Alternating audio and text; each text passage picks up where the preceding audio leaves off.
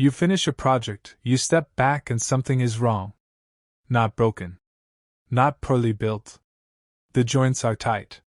The finish went on clean, the wood is good, but it looks homemade. You know exactly what I mean. That feeling when a piece you spent weeks building looks like it came from a car boot sale instead of a craftsman's workshop. And you cannot put your finger on why. Most woodworkers blame the wood, or the tools, or the finish. They spend years buying better equipment, and the work still looks homemade. Because the problem was never the wood. It was never the tools. It was something that happens before any of those things. Something no tutorial ever teaches.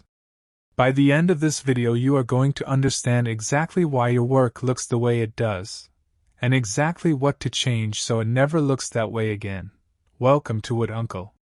Subscribe now and hit that bell. This is the video I wish someone had shown me 30 years ago.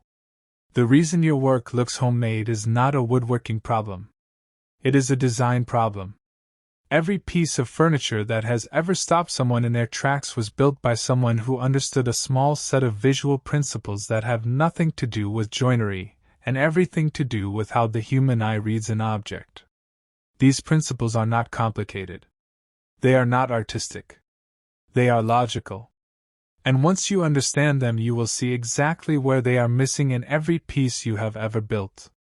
That is what today is about. Not technique. Design.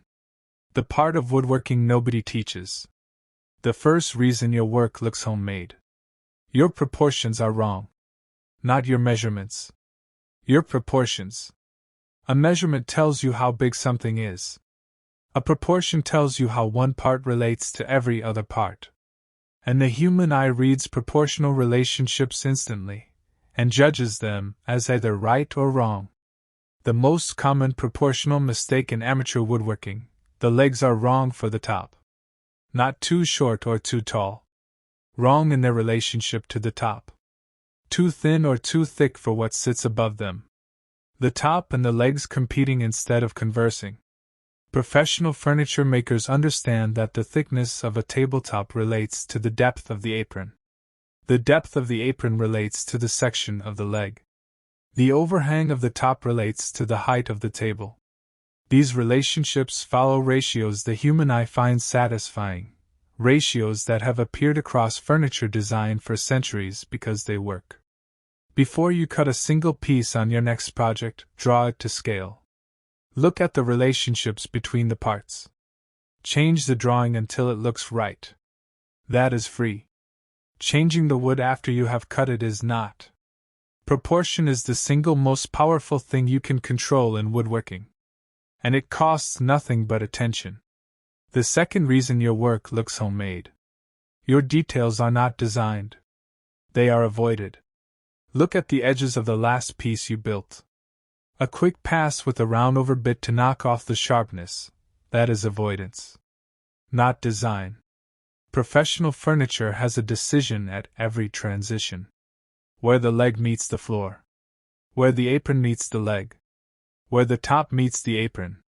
In homemade furniture, those decisions are almost never made deliberately.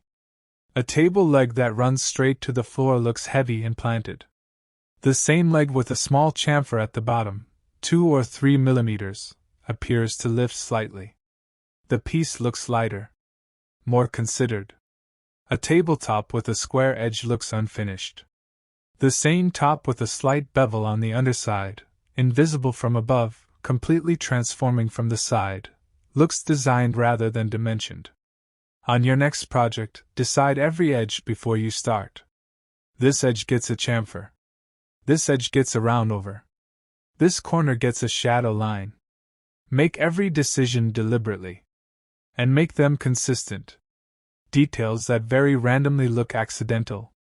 Details that repeat with intention look designed. The third reason your work looks homemade. Your surfaces do not read consistently. One face perfectly smooth and flat. The adjacent face has a slight twist that catches the light differently. The inside of a drawer left rough while the outside is finished. The underside of a table ignored entirely. None of these are structural failures. But they tell the person looking at the piece something specific. This was built by someone paying attention to some parts, and not others. That reading, selective attention, is the definition of amateur. Professional furniture makers treat every surface as if it will be seen. Not because every surface will be seen. Because the discipline of treating them all equally produces a consistency that reads as quality even when those surfaces are not visible. When you think a piece is finished, take it to the best light you have. Hold every surface at a raking angle. Look for variation in sheen. What raking light shows you is what the human eye sees in normal light, even if the viewer cannot consciously identify what they are seeing. The brain reads surface consistency as quality. Every time. Finish every surface. Treat the inside as seriously as the outside. Consistency is not perfectionism. It is professionalism. The fourth reason your work looks homemade. Your wood is working against your design. A tabletop made from 3 boards glued together can look like one continuous piece of wood, or it can look like 3 boards glued together. The difference is not the gluing. It is the selection and arrangement of the boards before gluing. When the grain direction changes dramatically across a glued joint, the eye reads the joint line instantly. The top does not read as a single surface. It reads as an assembly. And assemblies look homemade. Professional furniture makers spend as much time selecting and arranging boards as they spend cutting and fitting joints. They hold boards up to each other. They find the arrangement where the grain flows across the joint as if the boards were never separated. The grain on chair legs should run consistently. The figure on a drawer front should be centered, not wherever the board happened to fall. Wood is not raw material. It is the visual surface of your finished piece. Every decision about how you orient it is a design decision. Look at your wood before you cut it. Turn it. Read it. Let it tell you how it wants to be used. 4 down, 3 to go. And the final 3 are the ones most experienced woodworkers have never once considered. Hit that like button if this is already changing how you look at your work. Subscribe if you have not already. Stay with me. The 5th reason your work looks homemade. Your piece has no visual hierarchy. In homemade furniture, every element competes equally for attention. The leg is as visually prominent as the top. The drawer pull as dominant as the drawer front. Nothing leads the eye. The result is a piece that looks busy even when it is simple. Decide before you start which surface is the hero of the piece. For a table, it is almost always the top. For a cabinet, it is usually the door fronts. That surface gets your best board, your most careful grain selection, your most refined finish. Every other element serves that surface. Hardware is where visual hierarchy most often breaks down. A set of large brass handles on a small cabinet dominates the piece entirely. The handles become the first thing you see, and they should be the last. Scale your hardware to the piece. If in doubt, go smaller. Hardware that disappears into a piece is almost always more elegant than hardware that announces itself. Through dovetails on the front of a cabinet compete with the door fronts. The same dovetails on the side panels, seen secondarily, add quality without demanding attention. Design the journey your eye takes through the piece. Then build to that design. The 6th reason your work looks homemade. Your finish is telling the wrong story. A high-gloss polyurethane finish on a rustic oak table does not look professional. It looks confused. The wood says old and honest. The finish says showroom and modern. Every finish has a visual language. High gloss says contemporary and formal. Oil and wax says natural and honest. Shellac says warm and historical. The finish must speak the same language as the wood and the design. The most common finish mistake in amateur woodworking: applying too many coats. More finish does not mean better protection. It means a thicker film. And a thick film does not look like wood. It looks like wood under glass. The grain recedes. The warmth disappears. Work in thin coats, fully abraded between each one, building just enough film to protect without obscuring.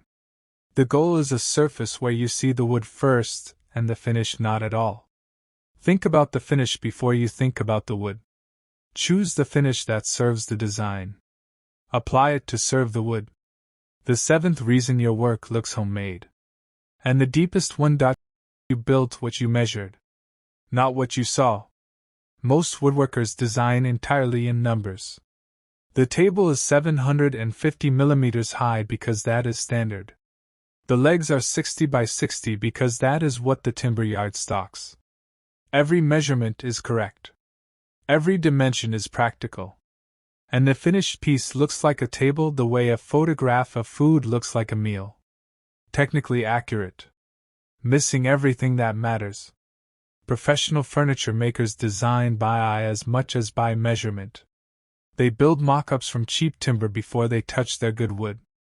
They stand the mock-up in the room where the piece will live, and they look at it. Is the top too heavy? Are the legs too far apart? Does it look right? And then they change it. Not because the measurements were wrong. Because the eye said so. The ability to look at a piece and feel whether it is right, not measure whether it is right, is the most valuable skill in woodworking. And it is developed by looking. By studying furniture you admire and asking why it works. By building mock-ups and standing back. The gap between homemade and handmade is not skill. It is not tools. It is vision. The ability to see what you are building before you build it, and to keep looking until it is right. 7 reasons your work looks homemade. And not one of them was about joinery or sharpening or wood species. Wrong proportions. Details avoided rather than designed. Surfaces that do not read consistently. Woodworking against the design. No visual hierarchy. A finish telling the wrong story. And building what you measured instead of what you saw. Every one of these is fixable. Today. On the next project. Without buying a single new tool. But fixing them requires something harder than buying a tool. It requires looking at your work differently. Not as a craftsman examining construction. As a stranger seeing it for the first time. That shift, from the builder's eye to the viewer's eye, is the most valuable thing a woodworker can develop. Now you know. Tell me in the comments which of these 7 landed hardest. The one you are going to fix first. Share this with the experienced woodworker who has quietly wondered why his work never quite looks the way he imagined it would. This video is for him. Subscribe to Wood Uncle if you have not already. And I will see you in the next one. Build it right. Build it with your eyes open. And build it like someone is going to look at it for the next 100 years. Because they will.